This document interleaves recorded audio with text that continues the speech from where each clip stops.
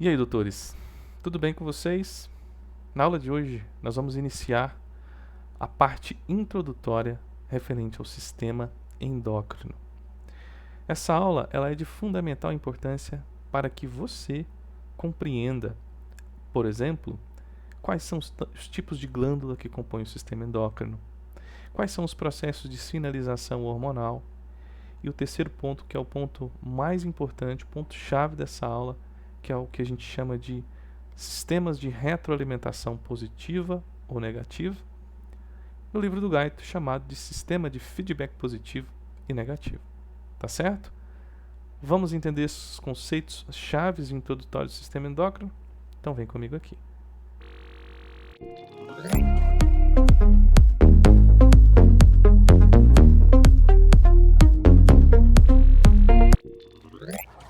Muito bem, pessoal. Como eu disse a vocês, esses são os tópicos da nossa aula de hoje, tá? E os objetivos de aprendizagem de vocês é exatamente esses: conhecer os tipos de glândula, conhecer os tipos de sinalização hormonal e, é claro, entender de que maneira esses mecanismos de feedback positivo e negativo influenciam na síntese e secreção de determinados hormônios. Tá certo? Muito bem. Então, para iniciarmos esse assunto, vamos falar um pouco sobre as funções do sistema endócrino.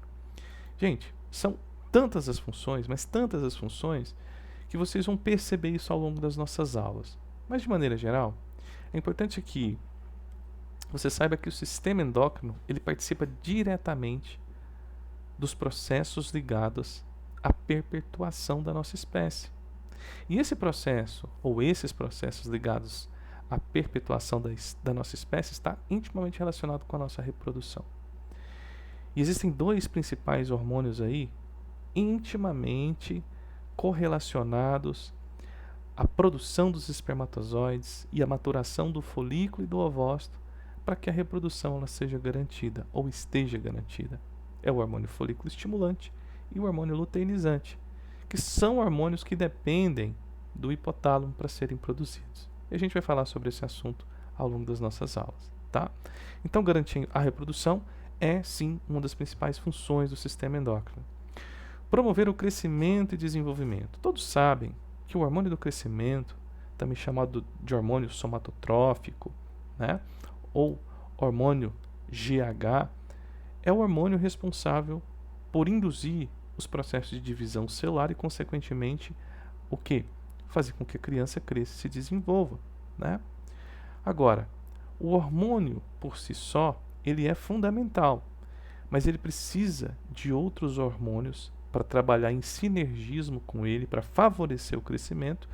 E é claro que o crescimento ele não depende somente de fatores hormonais, mas da genética do indivíduo e também dos fatores nutricionais associados ao crescimento. Tá certo?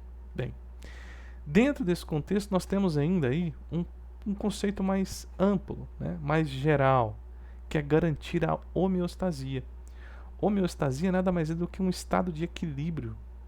Então, o corpo humano, o nosso organismo, para alcançar esse equilíbrio, essa homeostasia, ela precisa da produção adequada de determinados hormônios para que a gente consiga ter uma fisiologia, ou seja, um funcionamento adequado do nosso organismo.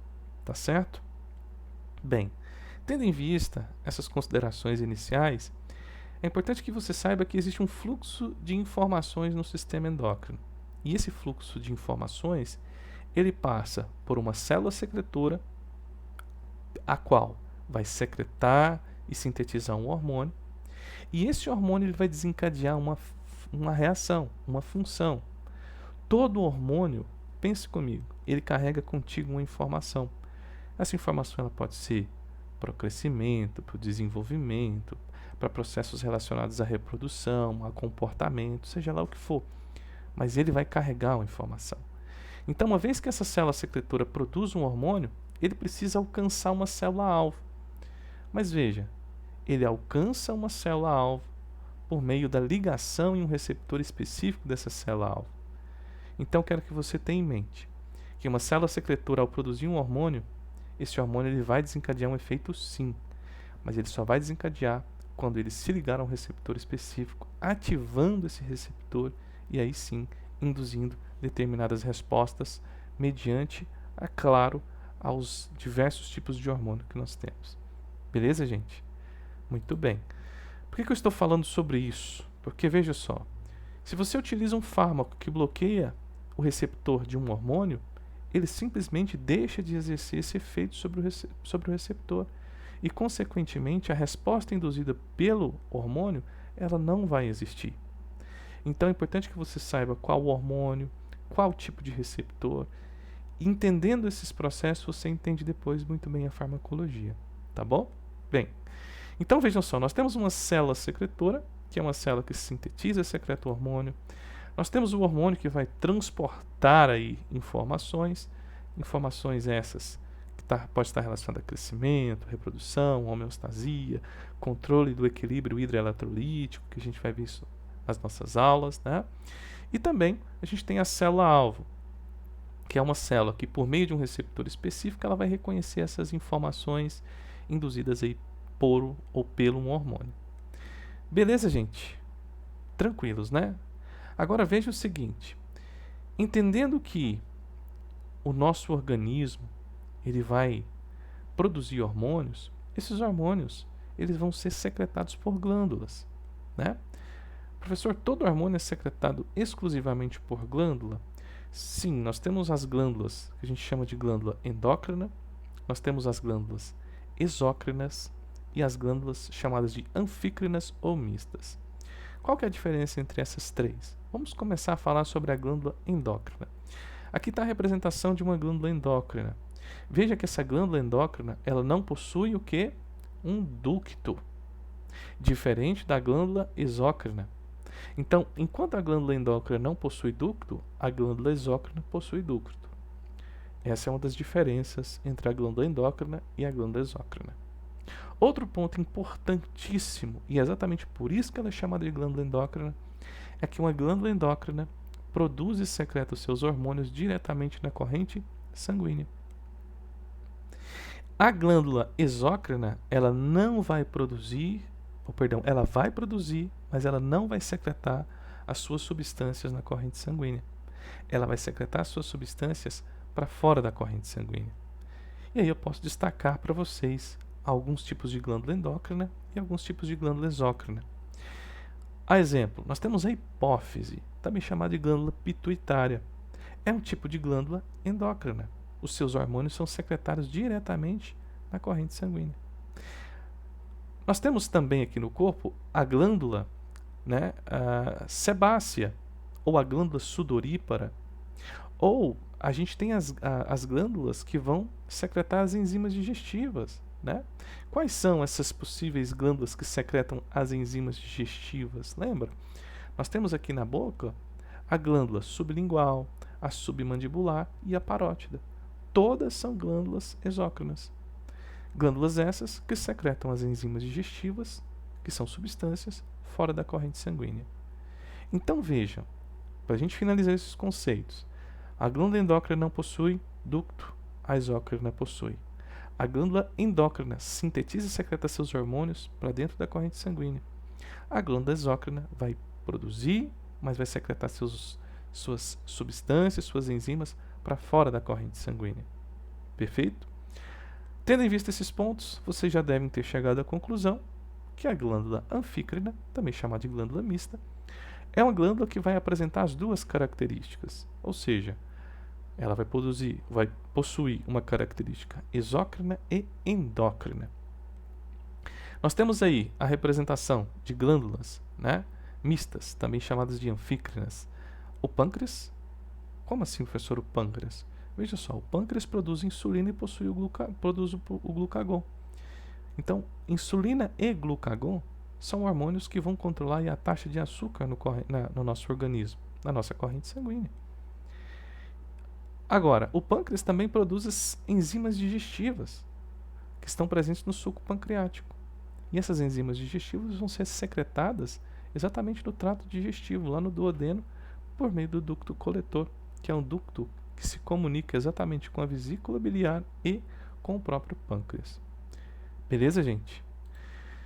Muito bem. Tendo em vista os tipos de glândula, vamos ver agora quais são os tipos de sinalização hormonal.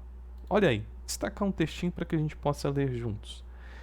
O destino do hormônio ou dos hormônios sintetizados e secretados podem desempenhar suas funções em localizações diferentes, ou seja, em regiões diferentes do organismo humano. Então, quando você pensar em sinalização hormonal, pense. Ele pode desencadear uma ação distante do local onde ele foi produzido. Ele pode desencadear uma ação próximo do local onde ele foi produzido. Ou ele pode desencadear uma ação exatamente no local sobre a célula que ele foi produzido. Eu acabei de falar para vocês os 3 processos relacionados à sinalização hormonal. Vamos falar primeiramente sobre sinalização endócrina. Quando você pensa em sinalização endócrina, isso quer dizer que os hormônios que foram produzidos por uma célula secretora presente numa glândula vai realizar seu efeito distante do local onde ele foi produzido. Isso é o que a gente chama de sinalização endócrina. Quando se pensa em sinalização parácrina, isso quer dizer que esse hormônio ele vai desencadear um efeito nas células vizinhas às células pelas quais produziram esse hormônio. Então nós temos aqui uma célula secretora e ao lado dessa célula secretora nós temos uma célula adjacente, que significa célula próxima. Então a célula secretora produziu e desencadeou um efeito nas células vizinhas a essa célula que produziu o hormônio. Perfeito? E como vocês podem perceber, nós temos aqui a sinalização autócrina. O que isso quer dizer? Isso quer dizer que o hormônio que foi produzido pela própria célula glandular desencadeou um efeito na própria célula. Então nós temos aí sinalização endócrina, sinalização parácrina e sinalização autócrina. Beleza, gente? Não se esqueçam disso, isso é muito importante, tá? E agora a gente entra em um ponto chave. Eu peço licença a vocês, porque a facecam está sobreposta aqui à figura, E assim que eu explicar a vocês como é que funciona esse sistema de retroalimentação, eu volto aqui para poder falar um pouco mais sobre ele, tá certo? Bem, esses sistemas de retroalimentação, como eu disse a vocês, eu vejo como um dos mais importantes para o estudo do sistema endócrino, porque vários sistemas, vários hormônios funcionam por efeito de retroalimentação ou efeito de feedback positivo, como é tratado no livro do Guyton. Então, eu quero destacar com vocês aqui um eixo para que a gente possa pensar sobre ele. Pense comigo da seguinte maneira. Nós temos aqui os hormônios produzidos pela tireoide. T3, trioxina e T4, tetraiodotironina. Tá?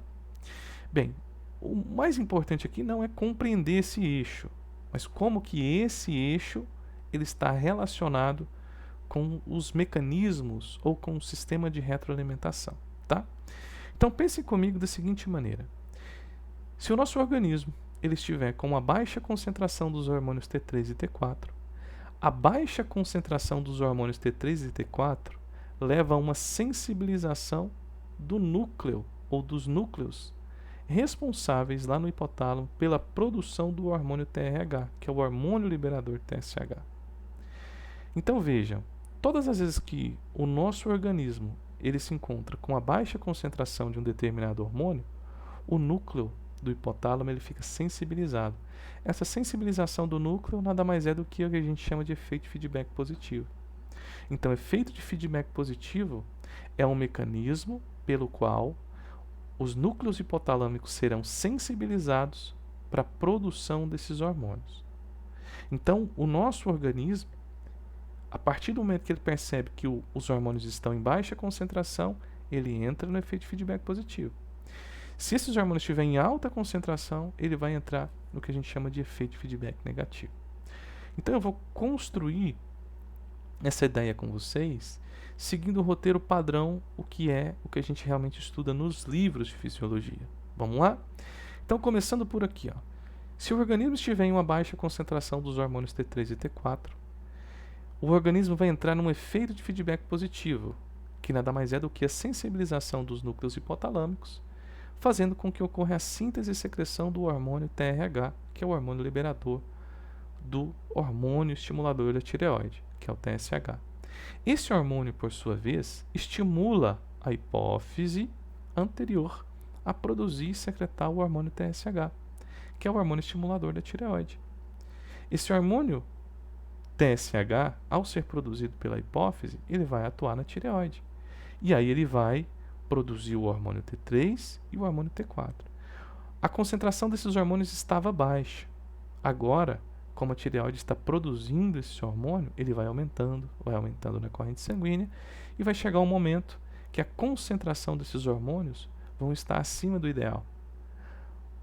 Os núcleos hipotalâmicos identificam esse aumento acima do que é ideal e eles ficam dessensibilizados.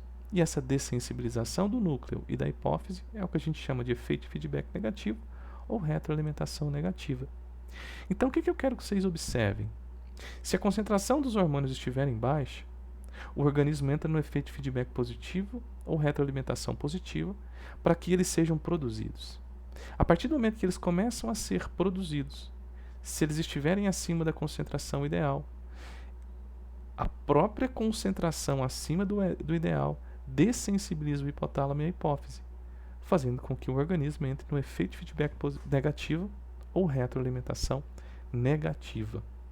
Nós vamos falar sobre vários ciclos hormonais, considerando os sistemas de retroalimentação. Então é muito importante que você compreenda esse mecanismo. Tá certo, gente? E como eu sempre deixo para vocês, né, as informações para que vocês possam anotar, está aí a representação.